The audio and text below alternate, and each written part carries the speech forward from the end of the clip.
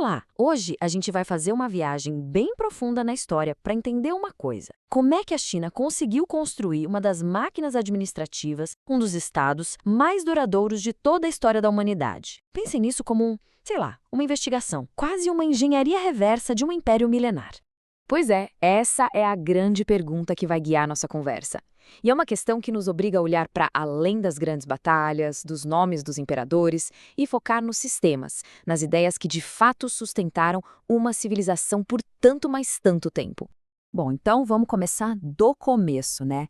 Nossa história começa lá atrás, no período neolítico, no Vale do Rio Amarelo. É ali que, com as primeiras comunidades agrícolas, surge aquela necessidade básica de organização, sabe? Para gerenciar as colheitas, a água, os recursos, a semente do Estado está aí. Essa linha do tempo mostra bem essa evolução, que foi gradual.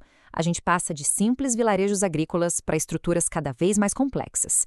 Aí vem a dinastia Shang, que já tinha uma sociedade super estratificada, com escrita e tudo mais, mas foi a dinastia seguinte, a dinastia Zhou, que trouxe uma ideia que mudou o jogo completamente. E aqui está a grande sacada do mandato do céu. Porque, veja bem, não era só uma desculpa para o rei mandar em todo mundo. Era também uma justificativa para tirar ele de lá. Funcionava quase como um contrato social. O governante, beleza, tinha o direito divino de reinar, mas só enquanto ele fosse justo. Se virasse tirano, o céu retirava esse mandato e a rebelião era legítima. Essa ideia foi a base ideológica para a ascensão e queda de dinastias por séculos. Depois que os Zhou entraram em colapso, a China mergulhou num período de caos total, o chamado período dos reinos combatentes. O grande problema era a desunião, e um reino em particular, chamado Qin, apareceu com uma solução, digamos, radical e bem violenta. Os Qin, olha, eles não estavam para brincadeira.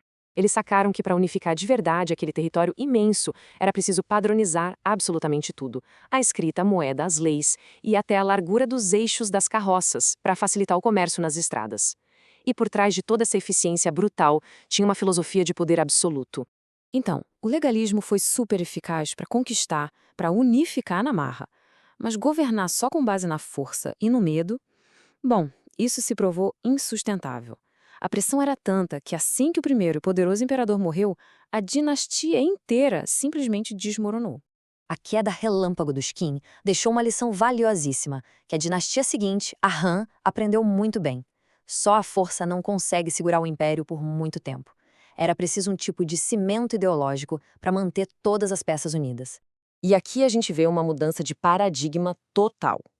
Em vez de governar pelo medo, como os Qin, os Han adotaram o confucionismo, uma filosofia que valorizava a harmonia social, o respeito, a educação e, o mais importante, o mérito.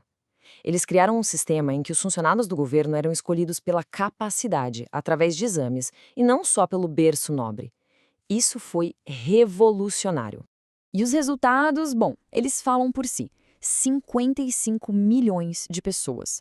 Para a época, esse número era algo astronômico, de outra escala.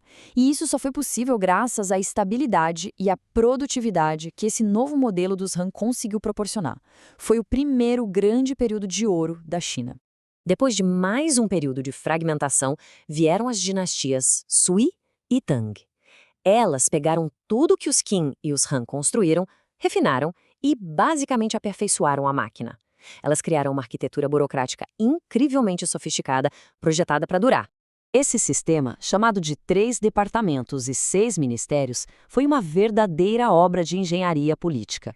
Havia uma separação de funções muito clara. Um órgão propunha as leis, outro revisava e criticava, e um terceiro executava. Era um sistema de freios e contrapesos que profissionalizou a administração do império de um jeito nunca antes visto no mundo. E a prova de que o sistema era genial está na sua longevidade. Essa estrutura burocrática foi tão, mas tão eficaz que virou um modelo padrão para todas as dinastias que vieram depois. Durou mais de 1000 anos. Foi o auge da construção dessa máquina estatal chinesa. Quando a gente olha para trás para essa jornada toda, é impressionante.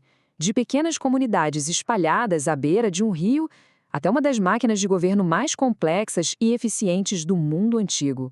A história da formação do Estado chinês é, no fundo, a história de uma busca constante por equilíbrio. Sabe, equilíbrio entre controle e liberdade, entre a força bruta e a ideologia, entre o poder central e a administração local. Foi um verdadeiro projeto de engenharia social que levou milênios para ser construído e aperfeiçoado. E isso nos deixa com uma última pergunta para reflexão. Quando olhamos para os governos de hoje, com seus concursos públicos baseados no mérito, suas burocracias complexas e a busca constante por uma ideologia que una a nação, até que ponto não estamos vendo os ecos dessa antiga máquina imperial chinesa? A história, ao que tudo indica, nunca fica totalmente no passado.